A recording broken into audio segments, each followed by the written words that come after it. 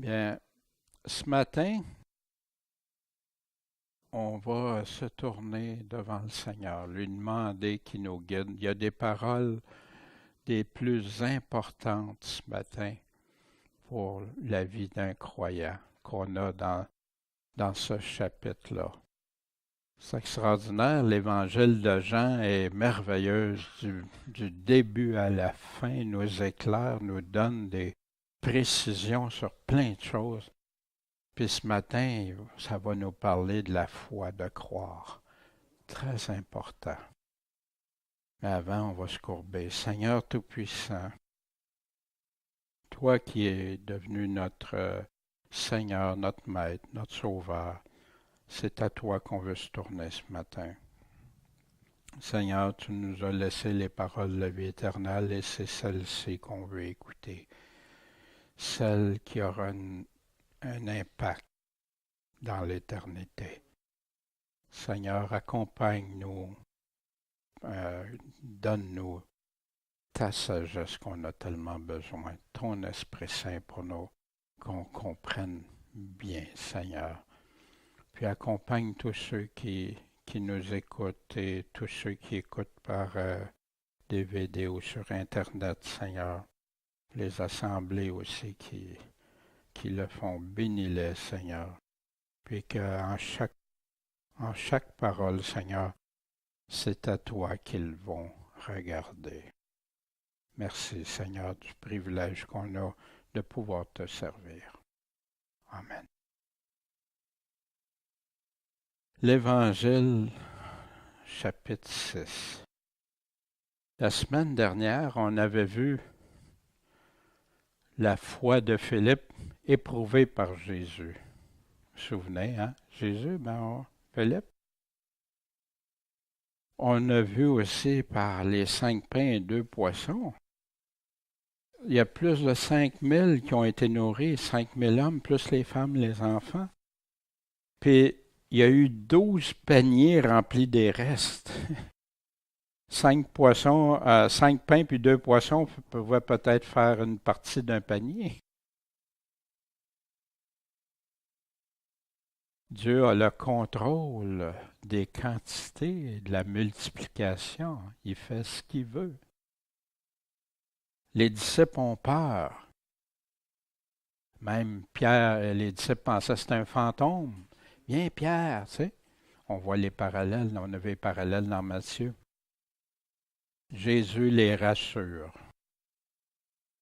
Puis il profite de l'occasion pour dire aux gens de petite foi, pour les aider à réaliser qu'ils doivent avoir plus confiance, la foi en Jésus-Christ. La foule qui recherche Jésus, ils veulent voir Jésus. Jésus leur répond que parce que je vous ai donné à manger, mais là, cherchez et travaillez pour la vraie nourriture. Qu'est-ce qui est la vraie nourriture? On va continuer. Ça se poursuit tout au long du chapitre. Puis Dieu a mis son approbation, son sceau sur Jésus-Christ. Celui-ci est mon Fils bien-aimé. Écoutez-le. Puis le dernier verset qu'on vient de parler, travaillez non pas pour la nourriture qui périt, celle qu'on mange, puis ça sera plus bon, après ça ne servira plus à rien. Puis il va revenir avec ça, on va voir ça avec la manne aussi. Mais pour celle qui demeure jusqu'à la vie éternelle, et que le Fils de l'homme vous donnera. Qu'est-ce qu'il a donné? Quelle nourriture il a donné? Car le Père, Dieu l'a marqué. Cette nourriture, on va éclaircir ça, on va continuer dans ça ce matin. Fait que là, il lui dit, qu'est-ce qu'on va faire pour travailler aux œuvres de Dieu? Travailler aux œuvres de Dieu, c'est une question très légitime. Je suis content qu'il ait posé cette question-là. Quel est le désir d'un chrétien? Qu'est-ce qu'il veut? Il veut faire ce que Dieu veut. Il veut faire sa volonté, comme Jésus a fait la volonté du Père, puis il a dit, ma nourriture, c'est de faire la volonté du Père. Est-ce qu'on peut travailler aux œuvres de Dieu? Question majeure. Une réponse majeure. Qu'est-ce que Jésus a répondu à ça pour travailler aux œuvres de Dieu? C'est ici l'œuvre de Dieu, que vous croyez en celui qui l'a envoyé. Mais croire en lui, c'est œuvrer pour Dieu. Qu'est-ce qu'on doit faire pour faire l'œuvre de Dieu, travailler aux œuvres de Dieu? Croyez en lui. Croire est une œuvre de Dieu. Les gens ne réalisent pas ça. Croire puis les œuvres. On va regarder ça tranquillement ce matin. Qu'est-ce que ça veut dire, croire en lui? Qu'est-ce que ça veut dire? Parce que tout le monde dit ça, on croit en lui. Même des non-convertis qui ne sont pas nés de nouveau, ben oui, on croit en lui. Pourtant, ils vivent d'une façon si éloignée de ce que le Seigneur dit. Croire en quelqu'un. Crois-tu en ton médecin? Le médecin, c'est vrai qu'il peut se tromper. Mais si tu dis, je crois en mon médecin, j'ai un bon médecin, mais quand tu vas le voir, tu vas tout vérifier. Tu vas voir d'autres médecins. Tu crois-tu vraiment en ton médecin? Je vais aller voir mon conseiller financier. J'en ai pas pour ma part, là. Un expert. Mais ton expert t'a dit quelque chose. Mais, oh oui, je crois à lui, j'ai un bon conseiller, un bon expert. Mais, ouais, quand il me dit de faire ça, là, ça me coûte quelque chose. Mais je crois en lui. Mais je ne suis pas pour prendre mon argent pour faire ça avec.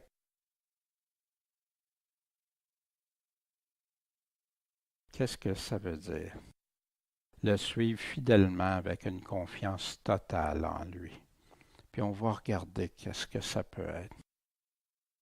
La foi, croire, c'est la foi. Est-ce qu'on est d'accord avec ça? Avoir foi, croire en la foi, la confiance en qui Jésus est, la confiance en ce qu'il dit, puis la confiance en ce qu'il fera.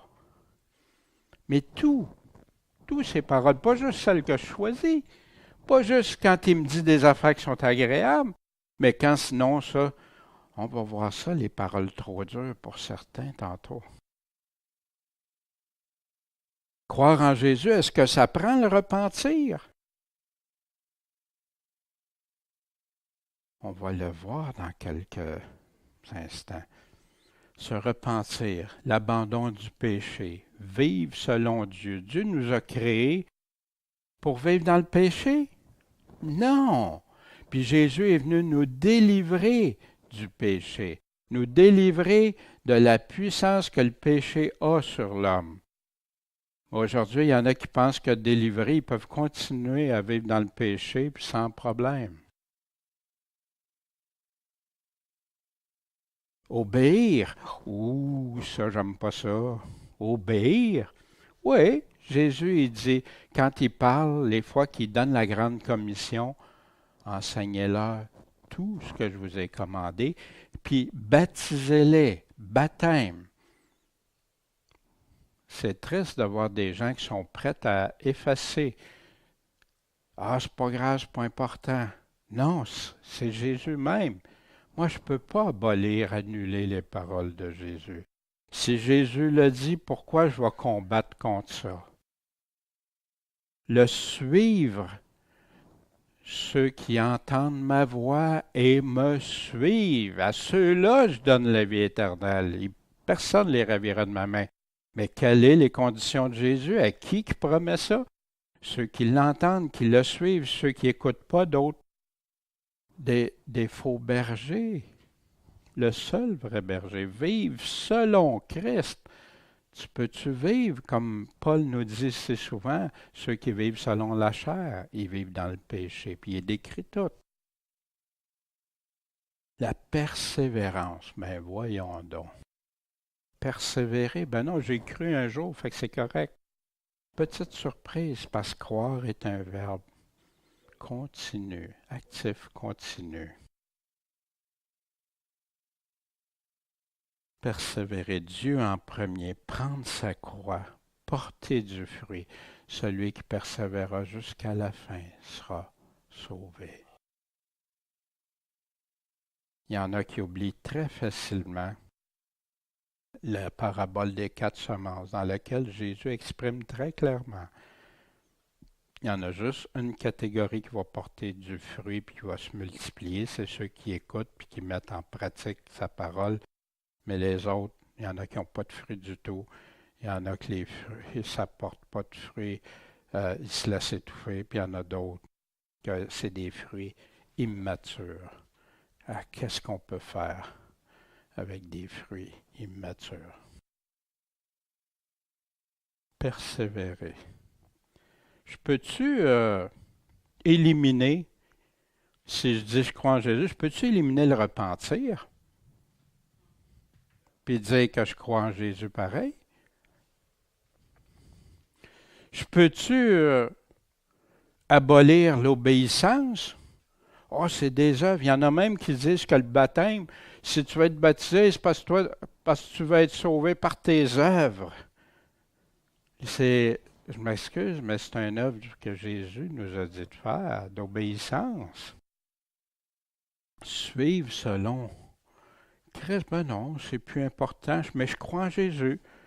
Je ne me repens pas, ou si je le fais, c'est très sommairement, puis je n'ai pas à le faire après ça le reste de ma vie. Je peux faire ce que je veux le reste de ma vie. Puis la persévérance, ben non, qui c'est qui a vraiment besoin de persévérer? J'ai cru un jour. C'est ça qui fait qu'il y a des pasteurs qui enseignent que tu peux devenir un meurtrier. Il y en a un qui est très connu aux États-Unis, qui est rentré, qui a battu une dizaine de femmes dans un centre, puis que le pasteur, après, quand à son service, il s'est suicidé après, puis il a dit, ben ça, c'était un chrétien. Je l'ai vu faire sa confession de foi. Il est impliqué dans l'Église. Il a fait ci, il a fait ça. Puis là, il est avec le Seigneur. Quel message vous pensez que ça lance? Quel message? Mais oui, un jour, il a cru, puis c'est réglé. En tout cas, je n'ai pas trouvé ça. Celui qui croit et continue, c'est un verbe continu. Puis, vous savez, la parole nous donne plein d'exemples. On ne se moque pas de Dieu.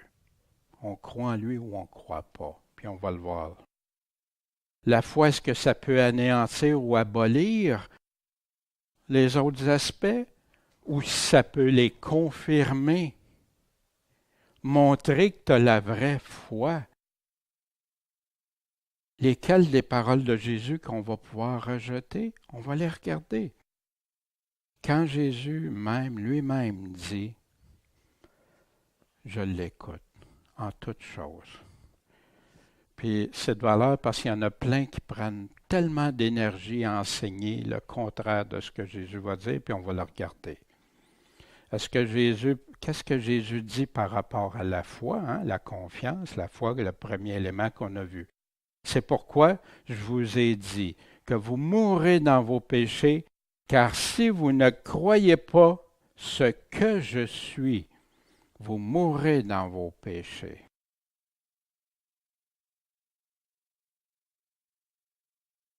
Hébreux 11. Or, il est impossible de lui être agréable sans quoi? La foi. Impossible. Tu crois pas? Tu lui fais pas confiance? Impossible. Car il faut que celui qui s'approche de Dieu croit que Dieu est et qu'il est le rémunérateur de ceux qui, quoi? Le cherchent.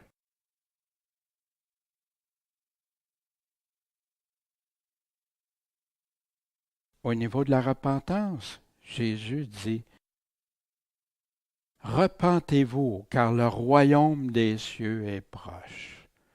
C'est un commandement de Jésus dans Matthieu 4, 17. Marc 1, 15. le temps est accompli et le royaume de Dieu approche. Repentez-vous et croyez à l'Évangile. Qu'est-ce que l'Évangile? C'est les paroles, c'est la doctrine de Christ. On a vu ça, l'autre fois on a examiné ça. Puis comment tout, allez, faites de toutes les nations, hein? Enseignez-leur sa doctrine. C'est ça qu'on doit enseigner. Pas découper, choisir juste ce qui fait notre affaire. Non, vous dis-je, mais si vous ne vous repentez, vous périrez tous de même. Est-ce que c'est important? C'est la repentance. Est-ce qu'on peut? Est-ce que c'est vouloir me sauver par mes œuvres? Wow! Et Pierre, quand il est arrivé, Pierre, repentez-vous et que chacun soit baptisé au nom de Jésus-Christ pour la rémission des péchés. Puis là, vous recevrez le don du Saint-Esprit. Plus loin, repentez-vous et convertissez-vous afin que vos péchés soient effacés. Pour l'obéissance maintenant, Jésus répondit, si quelqu'un m'aime, il y a une condition, si il m'aime, qu'est-ce qu'il va faire? Il va garder ma parole et mon Père l'aimera et nous viendrons à lui et nous ferons notre demeure chez lui. C'est quoi la condition ici? Il garde sa parole. Comment ça se fait qu'il y en a tant qui... La parole de Dieu est devenue un accessoire. Ils vont comprendre tous des versets clés, certains versets, mais ils ne garderont pas toute la parole. Ils vont choisir au travers ça qu'est-ce qu'ils gardent. Celui qui ne m'aime pas, qu'est-ce qu'il fait? Il ne garde pas mes paroles. Lesquelles? Toutes ces paroles. Et puis il ne dit pas sauf celles-ci, sauf mes promesses, sauf mes avertissements, sauf... Non, tout. Et la parole que vous entendez n'est pas ma parole. Pourquoi Jésus disait ça? Le faire comprendre, ça vient du Père, ça. Celui-ci est mon Fils bien-aimé, écoutez-le. Parce que Jésus disait exactement les paroles de l'Esprit Saint, de l'Esprit de Dieu. Mais c'est celle du Père qui m'a envoyé. Il l'a envoyé pourquoi? Pour dire ces paroles, rendre témoignage à la vérité. Vous serez mes amis si vous faites tout ce que je vous commande. Comment ça se fait que les assemblées aujourd'hui ne mettent pas un accent sur tout ce que Jésus commande? Demande-leur c'est quoi qui commande Jésus. Ils vont tous vous arriver avec des petites précisions, mais pas tout l'ensemble. Pourtant, Jésus bien tout ce que je vous commande. Un évangile modifié, un évangile qui a poli, que les gens enlèvent la puissance qu'il y a dans l'évangile. L'obéissance, quoiqu'il fût le Fils de Dieu, il a pourtant appris quoi? L'obéissance. Comment il a appris l'obéissance? Par les choses qu'il a souffertes. Wow! Notre Maître, notre Seigneur. Il a appris à obéir, puis nous autres, on n'a pas besoin d'obéir. C'est juste Jésus. Wow! Et ayant été consacré, il a été l'auteur du salut éternel. Wow, le salut éternel, c'est lui qui est l'auteur de ça. C'est à cause de Jésus. C'est pas à cause de nous. C'est à cause de lui. C'est ça que je ne crois pas au salut par les œuvres. Je crois au salut avec les œuvres. Puis c'est ce que la parole nous enseigne. Puis ceux qui me traitent d'hérétique, ben, venez regarder ce que Jésus dit, puis les apôtres disent, et vous les traiterez aussi d'hérétiques. C'est le cas. Pas en découpant des passages puis des versets. Pour tous ceux qui, quoi? Obéissent à qui? À Jésus-Christ. Obéissent à mes commandements. Ce que Jésus nous a donné. Est-ce que c'est compliqué? Est-ce que c'est nébuleux? La foi et les œuvres. Dans Thessaloniciens, nous souvenant sans cesse devant Dieu notre Père des œuvres de votre foi. Est-ce que la foi, ça produit des œuvres? Ben oui, ça va ensemble. Des travaux de votre charité. Puis remarquez qu'il y a beaucoup de fois que les gens vont prendre des paroles de Paul, puis ils vont, sans les œuvres et tout ça, puis ils vont enlever les œuvres de la loi. Parce qu'en majorité, c'est la circoncision, les œuvres de la loi, Paul, mais ils vont détacher ça du contexte. Je ne suis pas sauvé par mes œuvres, ça c'est très clair. J'ai jamais pensé ça, puis je veux jamais penser ça. Mais parce que je crois en Dieu, parce que je crois qu'il me demande de croire en lui, qu'il me demande que son œuvre, c'est de croire en lui,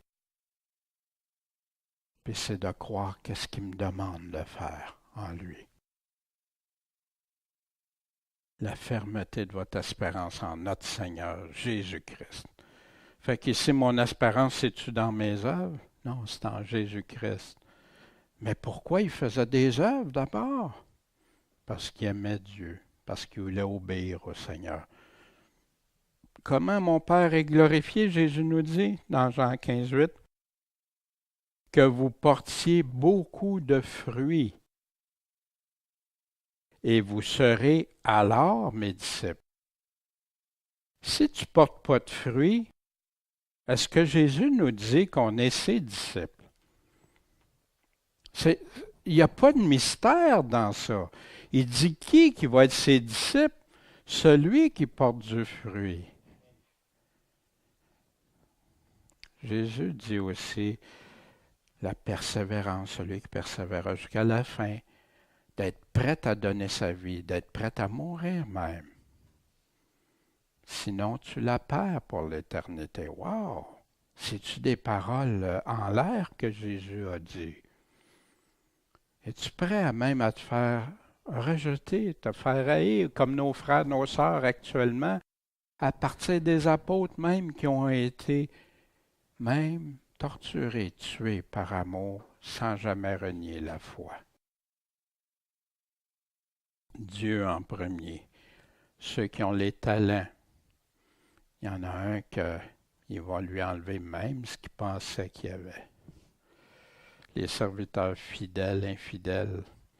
C'est drôle, les deux croyaient, ils attendaient, puis à un moment donné, il y en a un qui s'est retiré, puis qui est parti vivre avec les non-chrétiens, puis même persécuter les chrétiens. Jésus ne dit pas qu'il est avec lui, puis pourtant il était avec lui avant. La foi inclut-elle les œuvres? Mais quelqu'un dira, tu as la foi et moi j'ai les œuvres. Montre-moi ta foi par tes œuvres. C'est une démonstration, une affirmation, un témoignage, et moi je te montrerai ma foi par mes œuvres. Tu crois qu'il y a un seul Dieu? Tu fais bien. Les démons aussi croient ça qu'il y a un seul Dieu. Les démons même confessaient Jésus-Christ quand Jésus-Christ arrivait à lui. On sait que tu es le Fils de Dieu. Est-ce que c'est suffisant pour croire dire ça? Ou être même convaincu? Non, ça prend plus. C'est quoi? Il en tremble. Mais ô homme vain, qu'est-ce que ça veut dire un homme vain? Veux-tu savoir que la foi sans les œuvres est morte? Abraham, notre père, ne fut-il pas justifié par les œuvres lorsqu'il a offert Isaac, son fils, sur l'autel? Puis là, souvent, il y en a qui vont aller prendre qu'est-ce que Paul dit. Paul est en train de dire qu'Abraham aussi, avant la circoncision, avant la loi, tout ça. Puis c'est ça qui permet, qui donne aussi qu'il a été le père de tous, juifs et non-juifs. Mais Jacques continue. Ne vois-tu pas que la foi agissait avec ses œuvres? Tu le vois-tu? Abraham, on aurait pu dire qu'Abraham avait la foi s'il aurait dit non, non, Dieu, tu me demandes trop, là. C'est trop dur ce que tu me demandes. Laisse faire ça aller, mettre mon fils sur l'autel pour toi, là. Non. Est-ce que la parole nous dirait encore qu'Abraham est un homme de foi? Et que par les œuvres de la foi fut rendue parfaite? La vraie foi, ainsi que ce que dit l'Écriture s'accomplit. Abraham crut à Dieu, parce qu'il a cru afin que vous croyiez en moi. Et cela lui fut imputé à justice. Mais il a fait quoi? Il a cru, il a agi, il a mis en pratique ce que Dieu lui avait dit. Puis c'est la foi. Il a-tu essayé de se sauver par ses œuvres? Abraham, pensais-tu que parce qu'il ferait ça, il serait sauvé par ses œuvres? Non, il a eu confiance en Dieu, il a cru en Dieu.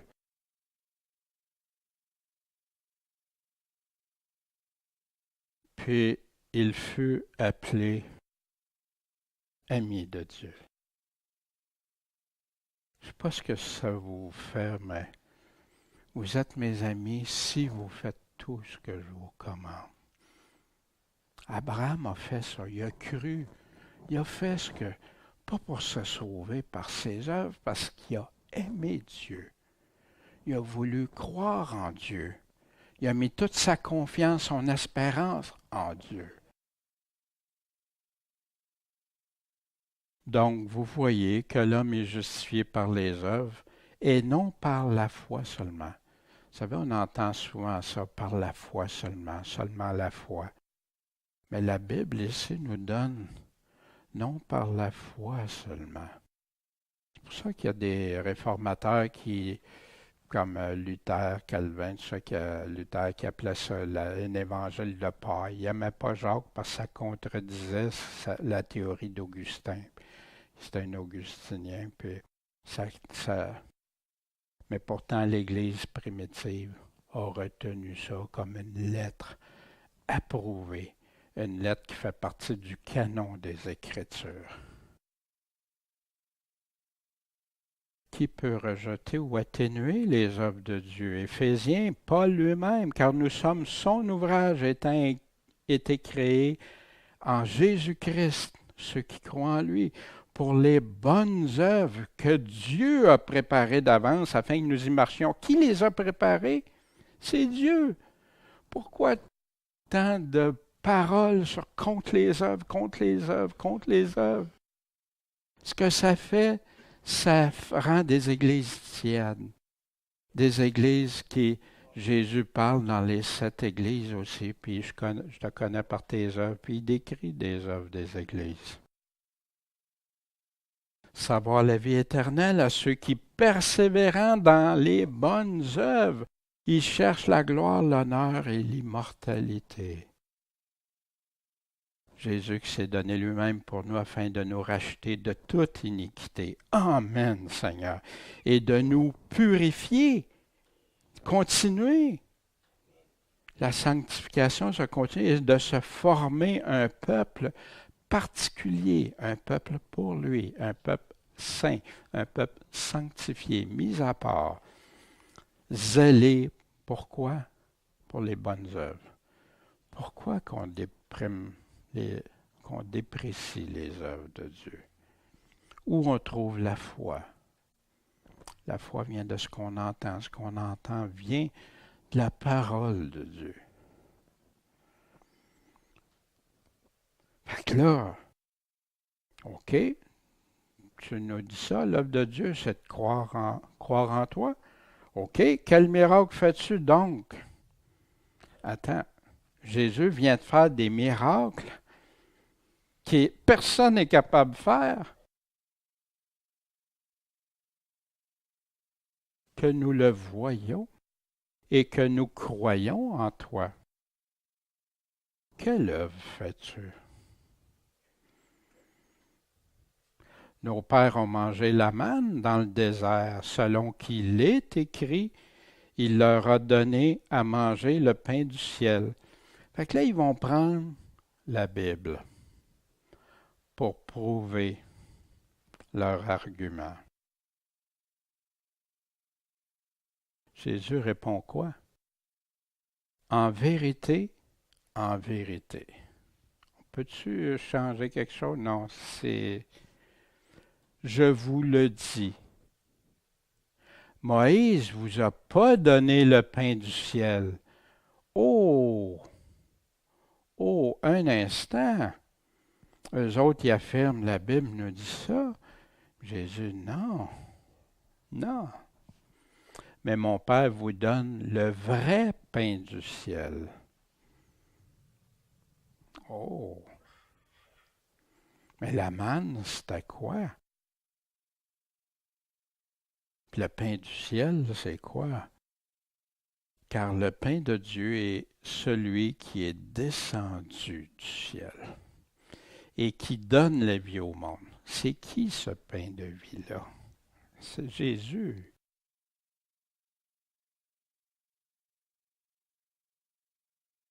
Ben, fait que là, ils répondent, ben Seigneur, donne-nous toujours de ce pain-là. Ah, ça c'est une bonne réponse, je crois. Hein? Puis Jésus leur répondit, pour pas qu'il y ait aucune confusion. Je suis. Je suis le pain de vie. Celui qui vient à moi n'aura jamais faim, et celui qui croit en moi n'aura jamais soif.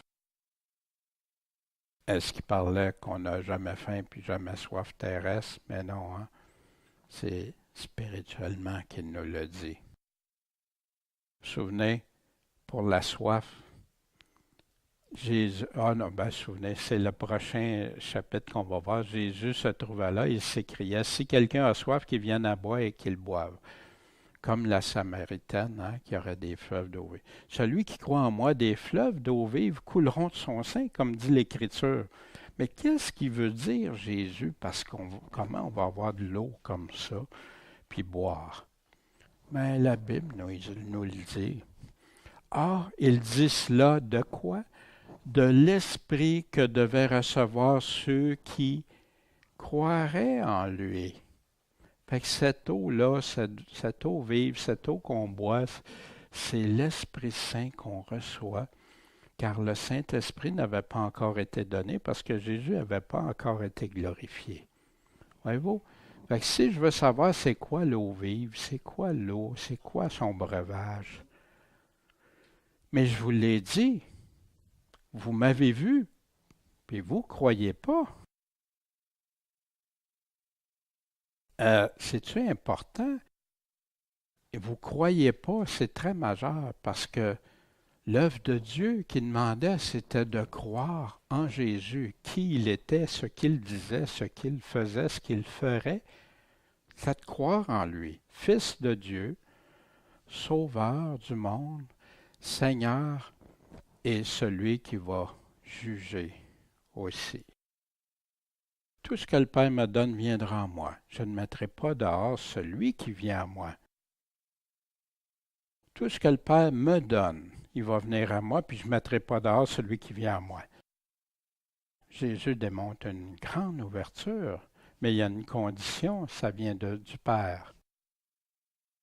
Parce que je suis descendu du ciel pour faire non ma volonté, mais la volonté de celui qui m'a envoyé. Jésus, toujours au nom du Père, toujours le Père qui a raison, toujours, toujours. Puis on va voir, on va y revenir à celui qui vient à moi.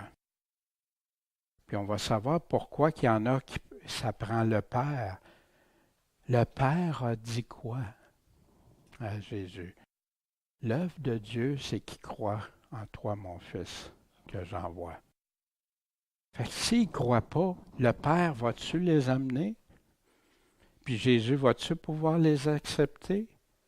Impossible. S'il ne croit pas en Jésus-Christ, le Père ne donnera pas à Jésus. Je ne sais pas si vous saisissez l'ampleur de ça. C'est de croire. Puis ça ne veut pas dire parce qu'on croit qu'on comprend tout immédiatement, puis tout. Non. Si tu crois, tu vas persévérer, puis tu vas continuer. Or, c'est ici la volonté du Père qui m'a envoyé, que je perde aucun de ceux qu'il m'a donnés, mais que je les ressuscite quand? Au dernier jour. La volonté du Père, il ne veut pas que personne périsse même. Mais s'ils ne croient pas, ils vont périr.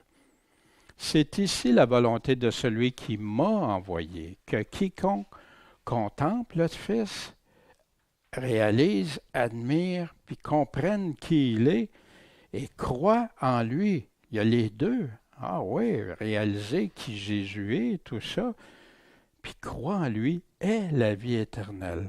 Et je le ressusciterai au dernier jour. Puis on reviendra à ça. On a fait dans les prophéties, on va y revenir à ça éventuellement au dernier jour. Il répète ça souvent. Fait que là, les Juifs murmuraient contre lui parce qu'il disait, je suis le pain descendu du ciel. Non, ça marche pas, ça. C'est pas lui, là. Comme pour qu'est-ce qu'il disait, n'est-ce pas là Jésus, le fils de Joseph, qu'on connaît le Père et la Mère? Comment dit-il, je suis descendu du ciel? On ne l'a pas vu descendre du ciel, nous autres, il est venu là. Hein? Jésus répondit et leur dit, ne murmurez pas entre vous. En passant, les murmures sont une offense à Dieu, on voit ça souvent dans la parole. Le peuple d'Israël aussi dans le désert murmuré contre Dieu et Moïse, et ça a été très sévèrement. Personne ne peut venir à moi si le Père qui m'a envoyé ne l'attire. Et je le ressusciterai au dernier jour. Fait qu'il revient. Si le Père attire pas, mais il nous a dit la clé pour que le Père les attire, c'est de croire qui il était, croire en lui. Il est écrit dans les prophètes, ils seront tous enseignés de Dieu. Quiconque a écouté le Père et a été instruit par lui. Comment le Père, comment on peut écouter le Père, comment on peut être instruit par lui? Parce que qu'est-ce qu'il nous dit? Viens à moi. Fait que si tu écoutes Dieu, puis si tu te laisses instruire parce que Dieu nous a laissés, tu vas aller à Jésus. Ou tu peux te rebeller, comme il y en a qui font là. Ce n'est pas que personne n'ait vu le Père, si ce n'est celui qui vient de Dieu. Celui-là a vu le Père. Je le connais, mon Père, je le connais. Je viens de là. J'étais là avant. Souvenez, la parole était Dieu, la parole était avec Dieu. En vérité, je vous le dis, celui qui croit en moi a la vie éternelle. Fait que c'est-tu important de croire en Jésus? Il nous le dit, mais il nous dit ce que c'est croire partout dans ses paroles. Je suis le pain de vie. Vos pères ont mangé la manne dans le désert. Ben oui, ils l'ont mangé, cette manne-là, où tu vas chercher même le passage qui dit de la nourriture qui descendait du ciel. Mais c'est-tu le même ciel où le Père est? Est-ce que ça a la même portée, la manne? C'était temporaire. Dieu a fait un acte extraordinaire pour son peuple. Il a nourri son peuple, mais est-ce que c'était pour la vie éternelle? Non, ils sont morts. Ils en ont mangé, mais ils sont morts. C'est pour la chair, ça, pas pour l'esprit. C'est ici le pain qui est descendu du ciel, afin que celui qui en mange ne meure pas. Oh là, Jésus va commencer des paroles là qui vont choquer. Souvenez-vous, Jésus a éprouvé souvent. Puis Jésus connaît ceux qui croient en lui. Puis ceux qui croient en lui, il veut les amener encore plus fort. Puis ceux qui ne croient pas en lui, il veut les amener à croire, mais pas à n'importe quel prix, au sens qu'ils peuvent le rejeter, pas vouloir de lui. Là, il ne peut rien. La condamnation demeure tant que ça, c'est pas fait. Je suis le pain vivant qui est descendu du ciel. Si quelqu'un mange de ce pain, il vivra éternellement. Fait que c'est important de bien comprendre ce pain, puis qu'est-ce que ça veut dire, manger de ce pain? C'est là qu'il me dit que je vais vivre éternellement. Et le pain que je donnerai, c'est ma chair. Je donne mon corps, ma chair. Je la donnerai pour la vie du monde. Wow! Jésus est en train de dire, je vais m'offrir, je donne ma chair. Ça va être une nourriture. Wow! Le pain de vie, le pain descendu du ciel, le pain vivant. Au commencement était la parole, et la parole était avec Dieu. Cette parole était Dieu. Jésus répondit le 4,4 en disant, « Il est écrit que l'homme ne vivra pas seulement de pain, mais de toute parole qui sort de Dieu. » Jésus était la parole. Jésus, quand il parlait, c'est Dieu qui parle. Jésus est cette nourriture. Puis là, il donne un aspect spécifique, mon corps. Mais il nous le dit, c'est tout écrit. On a tout ça. Jésus est la parole de Dieu même. Il est indissociable. Ses paroles sont indissociables de qui il est. La nourriture du croyant, dans Matthieu 24, 25, qui est donc le serviteur fidèle et prudent que son maître a établi sur tous ses serviteurs pour leur donner la nourriture dans le temps qu'il faut. Bienheureux que son maître trouvera à agir de cette manière. En vérité, je vous dis qu'il établira. C'est quoi cette nourriture-là? La parole de Dieu, encore.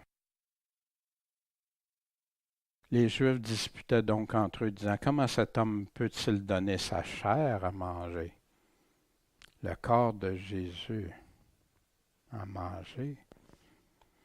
Jésus répond, « en vérité, je vous le dis, si vous ne mangez la chair du Fils de l'homme et si vous ne buvez son sang. » Wow! La première fois que j'ai lu ça, j'ai relu. Non, j'ai-tu bien lu, Seigneur? Qu'est-ce que tu veux dire par là? On arrête tout ça là? Non, on va continuer. Vous n'aurez pas la vie en vous-même. Fait que c'est une condition que Jésus dit. Si tu ne manges pas ma chair, tu ne bois pas mon sang, pas de vie. De quelle vie vous pensez qu'il parlait? Il venait de parler de la vie éternelle. Celui qui mange ma chair et qui boit mon sang a quoi? La vie éternelle. Je le ressusciterai au dernier jour. C'est important de comprendre qu'est-ce que Jésus veut nous dire. Parce que si on ne fait pas ça, on n'a pas la vie éternelle. Votre foi est-tu éprouvée? Ça vous cherchez-vous?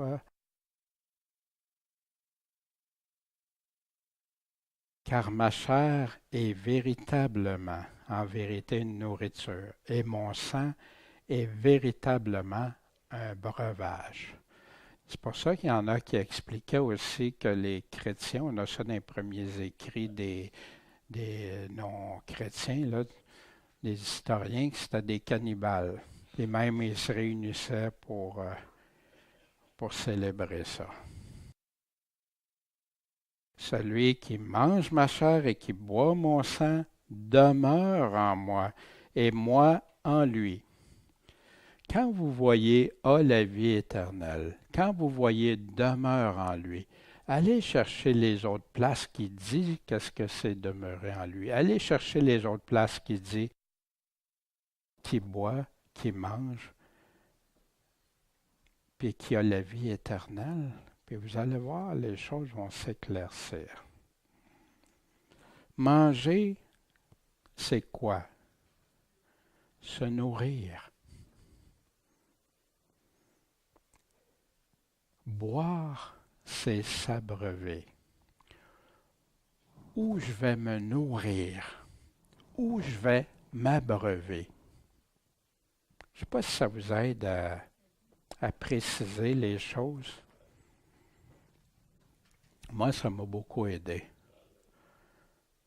Parce que si je me nourris de Jésus-Christ, si je m'abreuve au rocher qui est Jésus-Christ, pour moi, ça devient beaucoup plus clair, beaucoup plus simple. Hébreux 10, 19. Ayant donc, frères, la liberté d'entrer dans le sanctuaire, l'endroit réservé à Dieu. Comment? Par le sang de Jésus. Sans le sang de Jésus, on ne serait pas ici. On ne serait pas purifié, on serait pas, on croirait pas. Chemin nouveau et vivant qu'il nous a frayé au travers le voile, c'est-à-dire à travers quoi? Sa chair, son corps et son sang. Comme le Père qui est vivant m'a envoyé, il revient avec ça, et que je vis par le Père, ainsi celui qui me mange vivra par moi. Celui qui vit va se nourrir de Jésus-Christ. Ça a-tu du sens? C'est ici le pain qui est descendu du ciel. C'est pas comme vos pères qui ont mangé de la manne et ils sont morts. Celui qui mangera ce pain vivra éternellement. C'est que Jésus dit ces choses enseignant dans la synagogue à Capernaum. Et plusieurs de ses disciples l'ayant entendu dire, plusieurs de qui? Des Juifs? Tous les Juifs, les chefs religieux qui le confrontaient, ça? Non, plusieurs de ses disciples. Au travers de ça, il y avait les 70 disciples qui avaient été faire des miracles et porter la nouvelle, faire des miracles, chasser les démons, faire plein de choses, qui avaient fait les œuvres que le Seigneur, la mission que le Seigneur leur avait confiée. Fait que là, en l'ayant entendu, cette parole est dure, qui peut l'écouter? Savez-vous que j'ai vu ça souvent au travers ma vie de chrétien? Que les personnes sont prêtes à croire, mais quand il arrive des paroles qui leur semblent trop dures, non, ça c'est trop, Seigneur. Ça a un impact. Et c'est relié ça directement avec la première parabole que Jésus donnait des 4 semences. Si vous ne comprenez pas cette parabole-là, comment vous allez comprendre les autres? Il y en a qui abandonnaient après. Ceux qui ont reçu la semence dans un lieu pierreux, ce sont ceux qui ont entendu la parole, la reçoivent avec joie. Ils l'ont reçue avec joie, mais ils n'ont pas de racines. Ils croient. Jésus a-tu dit qu'il faut croire? Oui, ils croient, mais pour un temps. Mais du temps de la tentation ou de l'épreuve où a été prouvé, ils se retirent. Mais Jésus, sachant lui-même que ses disciples murmuraient de cela, il leur dit, ceci vous scandalise-t-il? C'est une occasion de chute pour vous? C'est une occasion d'abandonner? Que sera-ce donc si vous voyez le Fils de l'homme monter où il était auparavant? Si vous êtes scandalisé pour ça, comment ça va être quand vous allez le voir monter? Dans le ciel? C'est moi le pain de vie. Je suis descendu, je remonte.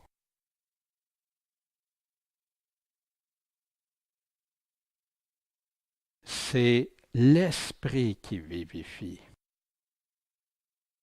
La chair, ça ne sert à rien. Les paroles que je vous dis sont esprit et vie. C'est intéressant que Jésus spécifie ça, parce que vous voulez comprendre terrestre avec la manne, vous voulez comprendre telle chose d'une façon terrestre. Mais moi, je vous parle spirituellement. Je vous parle esprit et vie. Puis c'est intéressant parce que quand tu dis les paroles de Jésus sont esprit et vie, Pierre va nous le confirmer d'une façon si magnifique. Mais il y en a parmi vous qui ne croient pas après avoir fait des miracles. Car Jésus savait dès le commencement qui étaient ceux qui ne croyaient pas. Mais avant, c'est dit qu'ils croyaient. Là, ils ne croient pas parce qu'ils ont abandonné. Et qui était celui qui le trahirait? Et il disait, c'est à cause de cela que je vous ai dit que personne peut venir à moi si cela lui a été donné par mon Père. À cause de quoi? À cause de ceux qui ne croient pas, tout simplement. C'est pour ça qu'ils ne peuvent pas aller au Père. C'est pour ça que le Père ne peut pas le donner à Jésus-Christ. Si le Père ne l'attire, c'est quoi la condition du Père? Croyez en celui que je vous ai envoyé. C'est à cause de ça que personne ne peut venir à moi si ce n'est pas mon Père. Dès lors, plusieurs de ses disciples se retirèrent et n'allèrent plus avec lui. Vous savez, tantôt, on a regardé qu'est-ce que c'était croire, hein? Le repentir, l'obéissance, puis la persévérance. Mais il y en a qui vont faire ça quand ils voient ça, parce qu'ils ont entendu un évangile dilué, qui ne leur disait pas tout le conseil de Dieu, qui présentait une partie seulement. Une partie de la vérité, est-ce la vérité? Je vais te donner 5000 pièces si tu viens m'aider à construire ma maison. Mais j'oublie le restant de la phrase.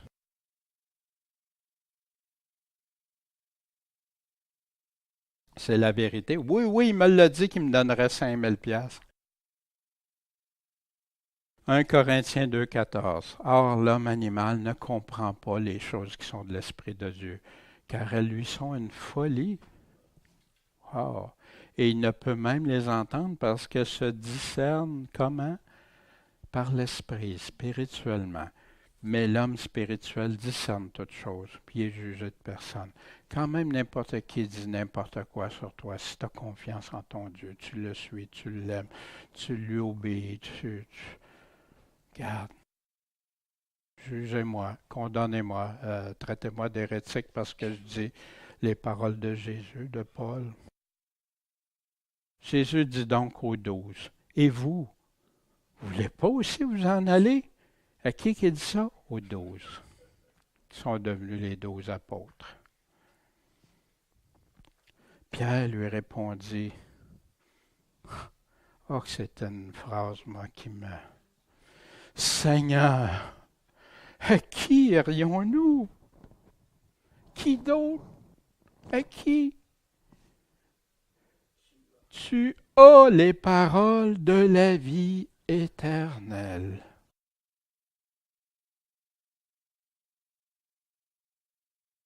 Tu as les paroles de la vie éternelle.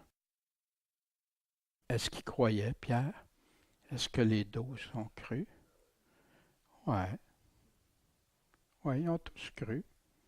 Oui, c'est ce que la Bible nous dit ailleurs. Même Judas croyait. Oui.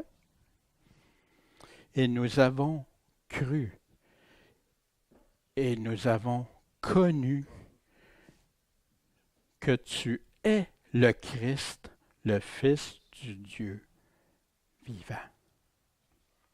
Quelle belle confession. Mais il y a quelque chose d'intéressant à se poser comme question. C'est quoi les paroles de la vie éternelle que Jésus a? C'est quoi ces paroles-là? Oui, mais Jésus, il n'a pas dit que je suis le Christ, là, le Fils du Dieu vivant. Il n'a pas dit dans ces termes-là.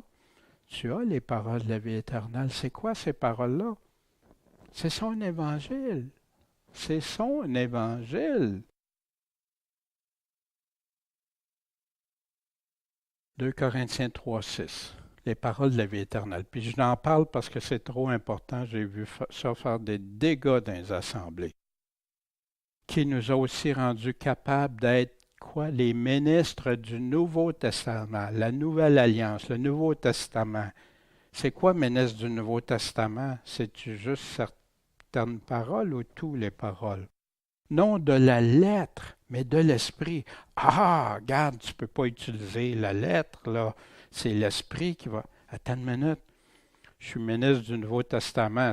Comment je peux être ministre du Nouveau Testament sans référer au Nouveau Testament ou la Nouvelle Alliance? Comment je peux faire ça? Mais de l'esprit. Car la lettre tue, mais l'esprit vivifie. Fait que mettons la Bible de côté parce qu'elle tue. Tu veux me dire quelque chose qui est dans... Non, non, non, la lettre tue, mais l'esprit, ça vivifie. Hein? C'est souvent ça. Vous avez déjà entendu ça. Or, si le ministère maintenant demeure, écrit avec des lettres, et gravé sur des pierres, a été glorieux, ça veut dire, si c'est le Nouveau Testament, ça voudrait dire que le Nouveau Testament aurait été glorieux, mais il ne l'est plus. Tellement que les enfants d'Israël ne pouvaient regarder le visage de Moïse. Oh, là, ça ramène à quoi? À l'Ancien Testament. À cause de la gloire de son visage, laquelle devait prendre fin. Comment le ministère de l'Esprit ne sera-t-il pas plus glorieux? Car si le ministère de la condamnation, qui était écrit sur des pierres avec Moïse, a été glorieux, le ministère de la justice le surpasse de beaucoup en gloire.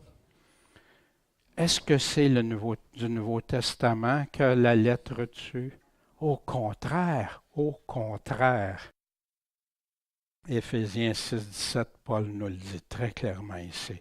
Prenez aussi le casque du salut et l'épée de l'esprit. C'est quoi l'épée de l'esprit? C'est la parole de Dieu. Fait que quand quelqu'un veut te présenter quelque chose dans la parole, oui, mon frère, montre-moi-le. Puis tu penses que je fais erreur ou tu penses que j'ai quelque chose? Oui, s'il vous plaît. Montre-moi-le. Mais on va le regarder dans son contexte. On ne découpera pas, on ne fera pas un montage de bricolage ou de versets. Mais on va aller voir qu'est-ce qu'il nous dit. À qui il le dit? De qui ça vient? Pourquoi? De quoi il parle vraiment? Comment? La part, l'esprit, l'épée de l'esprit, la parole de Dieu.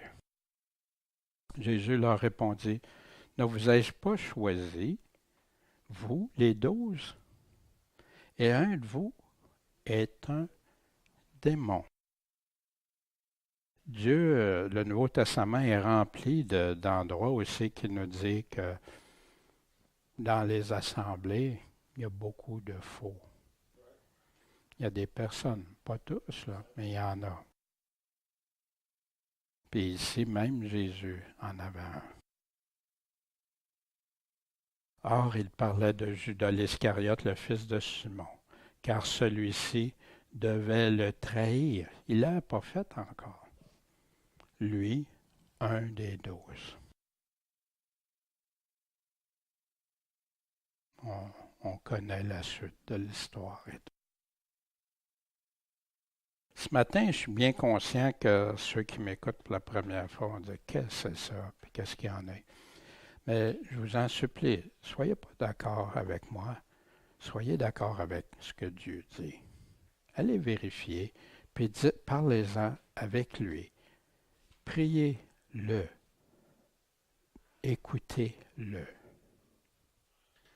Puis si vous n'êtes pas d'accord, puis vous voulez même faire parvenir un commentaire, je serais bien heureux de regarder ça. Puis si jamais quelqu'un m'arrive, pas avec des versets découpés, mais avec le contexte, avec la parole, puis me demande ça, je serai le premier. Parce qu'on n'est pas ici pour dire, ben moi j'ai la vérité. On est ici pour dire, Dieu a la vérité.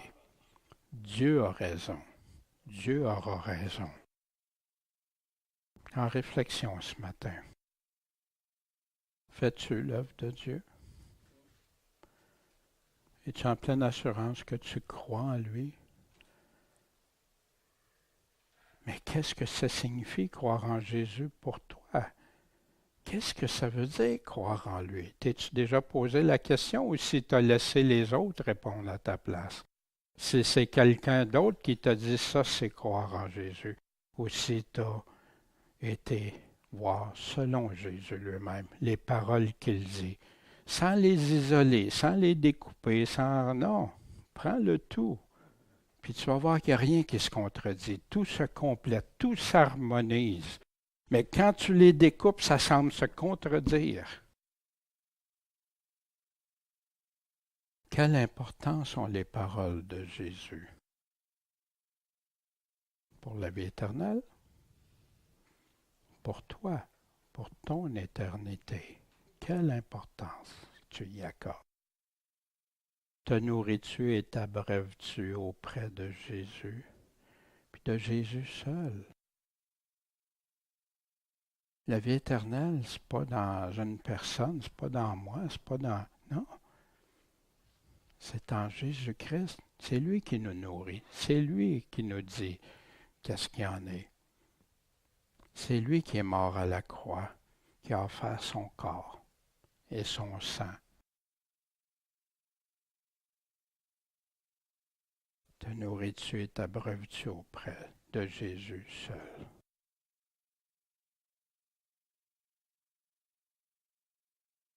Qui a les paroles de la vie éternelle? Qui? Quelles sont-elles? Celui qui demande reçoit, celui qui cherche trouve, celui qui frappe, on lui ouvrira. Jésus a été très clair sur beaucoup. C'est pour ça qu'il répète souvent que celui qui a des oreilles entende. Puis il avertit ceux qui n'écoutent pas, ou les vierges folles, les serviteurs infidèles, ceux qui s'égarent. Seigneur Tout-Puissant, ce matin, c'est ta parole. Puis, Seigneur, je te prie qu'en chacun de nous, ta parole porte les fruits que toi, tu veux que ça porte. Puis, Seigneur, ça peut arriver, des fois, on n'a pas la même compréhension, mais toi, tu peux donner la compréhension parce que c'est toi qui peux nous la donner si on t'écoute seulement toi, Seigneur. Seigneur, guide-nous, accompagne-nous, puis qu'on puisse toujours se nourrir et s'abreuver par toi, en toi, puis avec toi, puis pour toi. En ton saint nom, Maître, Seigneur et Sauveur, Jésus-Christ. Puis on a hâte, Seigneur, de te voir face à face. Seigneur, en sachant que tu nous as délivrés, que tu as payé pour nous, que tu es celui à qui on doit honneur, respect, obéissance et confiance totale. En ton nom, Jésus-Christ. Amen.